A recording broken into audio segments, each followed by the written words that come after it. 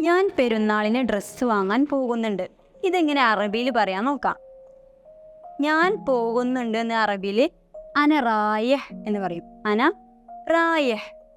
ഈ വാങ്ങ എന്നതിന് അഷ്തരി എന്ന് പറയാം. വാങ്ങ എന്നതിന് അറബിയിൽ അഷ്തരി. ഡ്രസ്സിന് ഫുസ്താൻ എന്ന് പറയും. ഡ്രസ്സിന് ഫുസ്താൻ. ഇനി പെരുന്നാളിന് എന്നതിന് ലിൽ ഈദ്. ലിൽ ഈദ്.